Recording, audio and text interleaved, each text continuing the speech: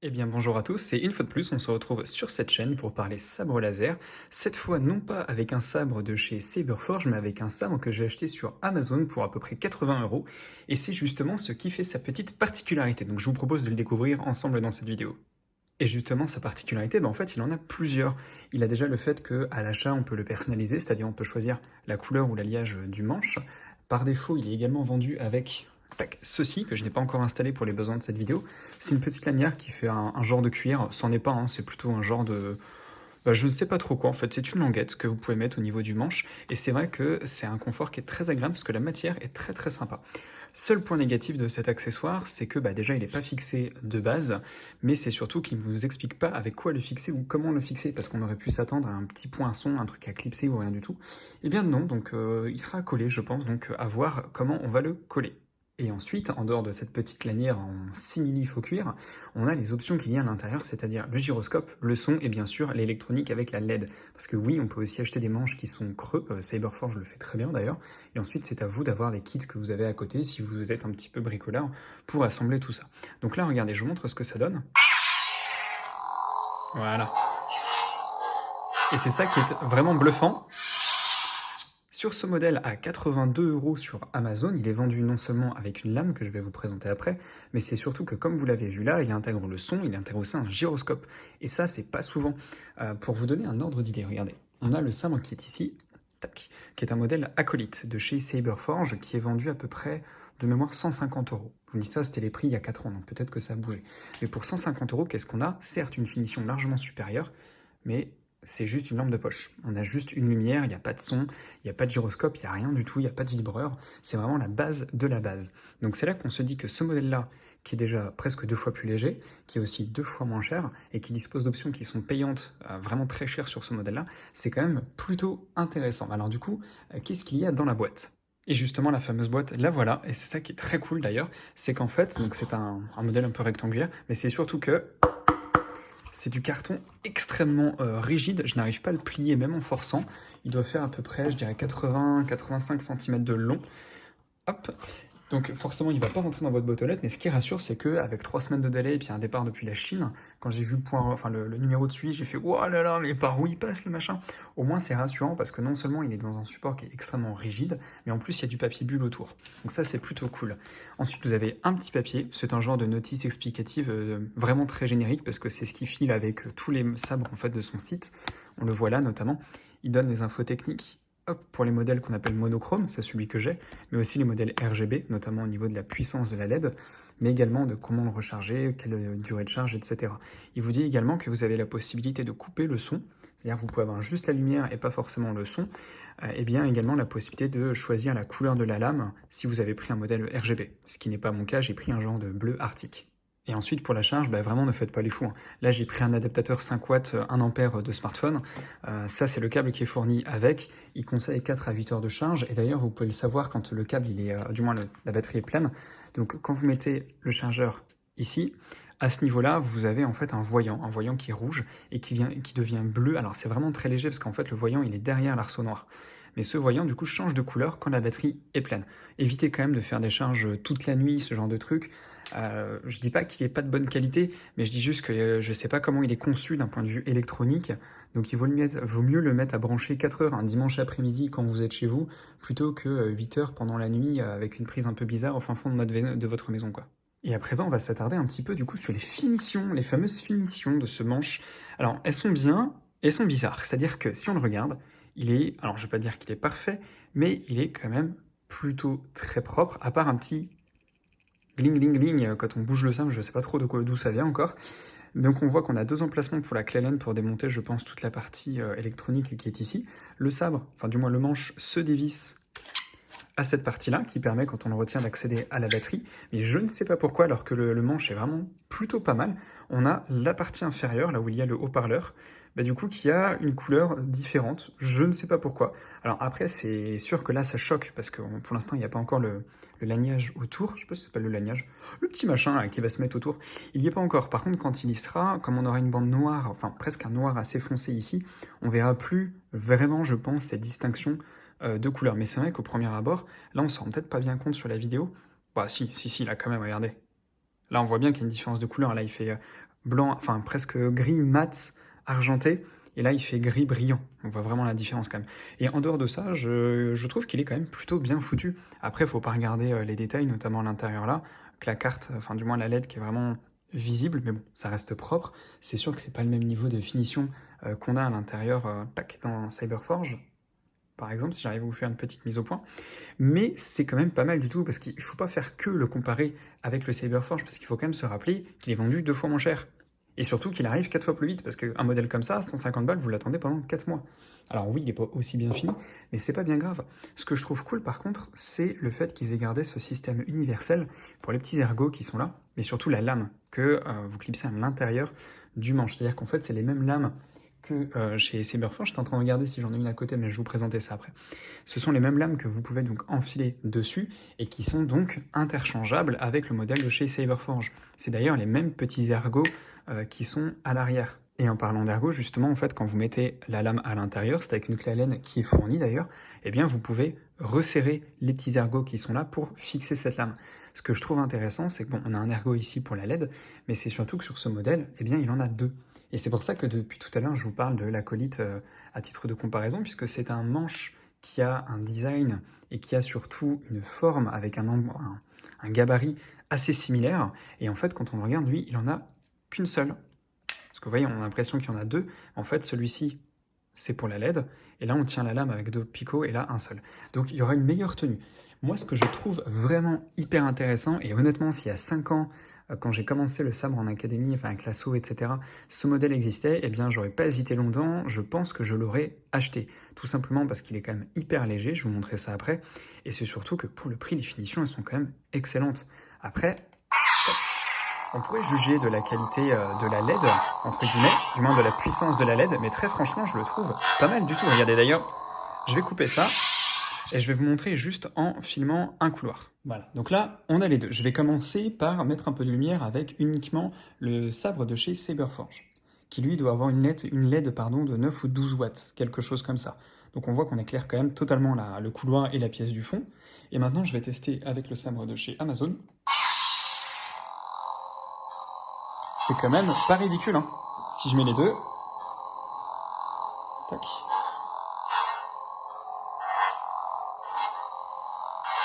Je coupe Amazon. Voilà.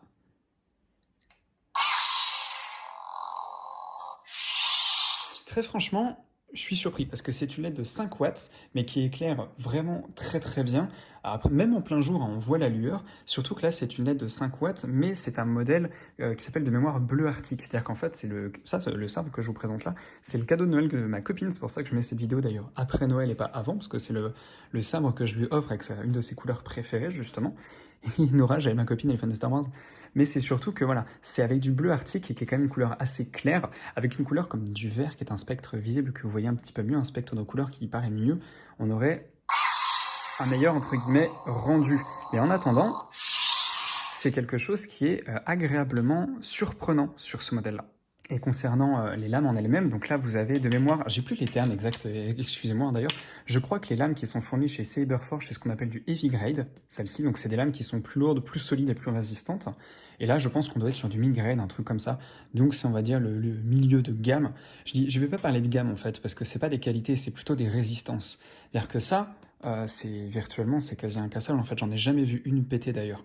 Alors que celles-ci, elles seront moins résistantes dans le temps, peut-être qu'elles vont marquer plus facilement, je ne sais pas. Par contre, ce que je sais, c'est qu'il y a beaucoup d'associations, ou même dans le sport, qui commencent à utiliser, ou du moins qui utilisent depuis maintenant 2 ou 3 ans, je crois, ce genre de lame, donc la lame fournie avec le sabre de chez Amazon, parce que déjà c'est moins cher, mais c'est surtout que comme elles sont moins solides et moins dures, moins solide, entre guillemets, il faut quand même y aller pour la casser, parce qu'on rappelle que ça va taper contre quelque chose qui est du même alliage, c'est pas contre du métal qu'on va le taper, mais c'est surtout que ça fait moins mal lors d'un choc ou d'un impact, même si on est protégé généralement avec casque, épaulettes, etc., c'est quand même agréable d'avoir quelque chose qui fait moins mal, surtout quand on tape le bout des doigts accidentellement, même si on porte des gants.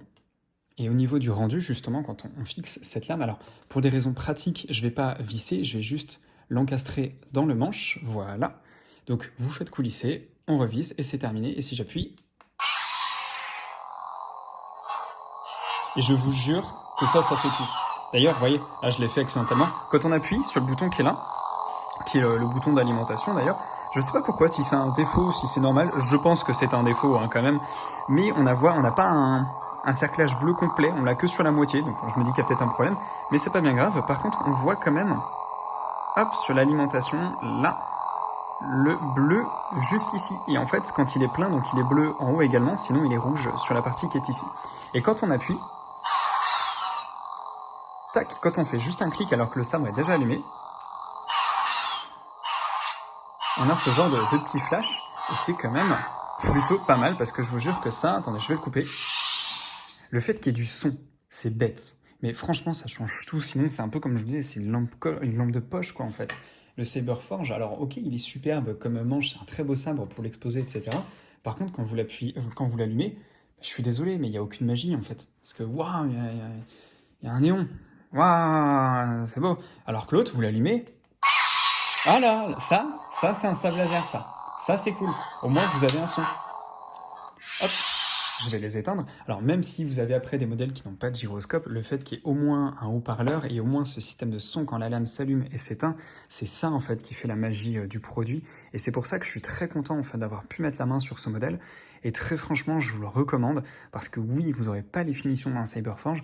Par contre, vous aurez un modèle qui sera quand même excellent en main, et je vais d'ailleurs vous montrer ce que ça donne une fois qu'il est allumé, puis une fois qu'on le manipule, mais surtout, et là encore je vais vous montrer aussi, c'est quelque chose qui est très léger, c'est pas un sabre de, comment dire, je sais pas comment ils appellent ça, c'est pas de la chorégraphie, mais c'est un peu des combats un peu artistiques, parce qu'en fait c'est des sabres qui servent et qui ont un équilibre absolument parfait au niveau du manche, et qui sont très agréables à porter. Là c'est pas le cas, par contre on est sur un modèle qui est 2 fois moins lourd que le Saberforge, et croyez-moi, quand on le tient en main, on le sent pas du tout.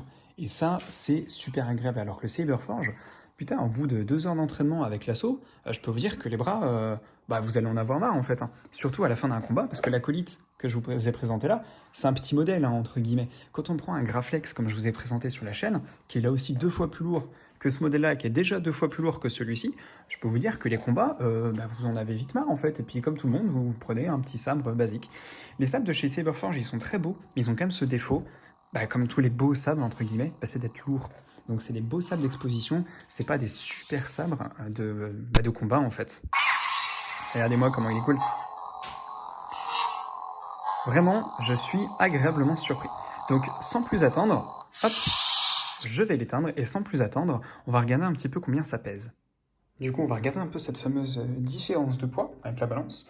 Donc là, sur, admettons, un acolyte Saberforge, on est à 357 grammes. Ensuite, je vais rajouter la fameuse lame. Et on arrive à 607 grammes pour les deux. Avec le sabre Amazon, du coup, il n'y a pas encore le laniage en cuir dessus, mais bon, c'est pas énorme. On est à 219 grammes, juste le manche, et avec la lame, on arrive à 343. Donc je ne vais pas dire qu'il est 2 fois moins lourd sur l'ensemble, mais on est quand même pas loin. Et le mot de la fin, alors est-ce que je pourrais vous recommander ce sabre finalement, parce que comme je vous disais, il a des avantages d'un point de vue économique, d'un point de vue des options, mais il a quand même des défauts, que ce soit au niveau de l'électronique, ou pourquoi est-ce qu'on a une LED qui est un peu bleutée, pas du tout, le témoin de charge qui est quand même pas hyper visible, cette différence de teinte au niveau de l'alliage, et la partie sonore qui est quand même pas folle. Et ben, on va dire que là, c'est vraiment du chipotage, parce que je rappelle qu'il est vendu 82 euros. Je crois qu'en plus, j'ai eu les frais de port gratuits. Je l'ai eu en 3 semaines. Il était hyper bien emballé.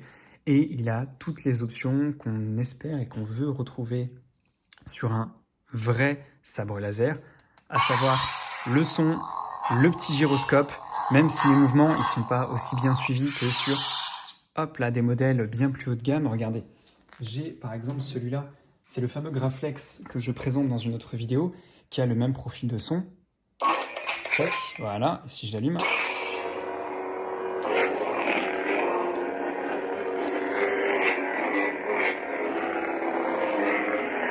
Voilà. Là, on a quelque chose qui est beaucoup plus poussé, que ce soit en termes de son, parce qu'on a un son qui a beaucoup plus de basse, puis en plus on a là, cette fameuse... Hop, on a cette fameuse chambre de cristal à l'intérieur. Tac. Je vais l'éteindre. Mais là, on est vraiment sur de la collection. Alors oui, on peut se battre, entre guillemets, avec, mais le Graflex, je l'utiliserai jamais pour me battre. Pourquoi? Parce que déjà, il a cette carte en plein milieu qui fait que c'est pas du tout agréable pour l'utiliser, mais c'est surtout qu'il est très lourd. Par contre, en sabre d'exposition, en sabre de cosplay, de chorégraphie, il est vraiment magnifique. Mais celui-ci, oui, il aura un haut-parleur qui sera moins qualitatif que ce que vous pourrez trouver sur un modèle de chez Saberforge ou Ultra Saber. Oui, la finition ne sera pas top, mais par contre, il a les lames qui sont interchangeables. C'est les mêmes petits ergots que vous avez là. Donc si vous avez déjà un modèle Saberforge ou Ultra Saber, eh ben, c'est interchangeable. Si vous en perdez un, vous prenez un autre. Et ça, franchement, c'est super cool. En plus, il existe un modèle RGB que je n'ai pas, bien sûr. Moi, je vous rappelle, hein, c'est du monochrome que j'ai, c'est du bleu arctique.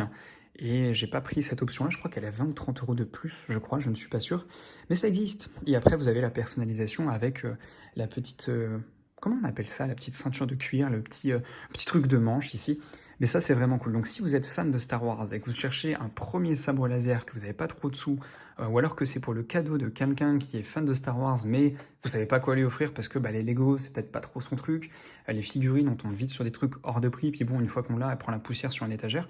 Si vous savez pas trop quoi offrir, ça, à coup sûr, ça le fera sourire parce que je suis certain qu'il n'aura jamais eu un vrai sabre laser, du moins un manche avec du son, avec de la lumière, avec tout ça. Et si en plus vous faites un petit peu plus l'effort et vous prenez un modèle comme lui qui a un petit peu plus de finition, posé sur une étagère, il fera vraiment très très joli.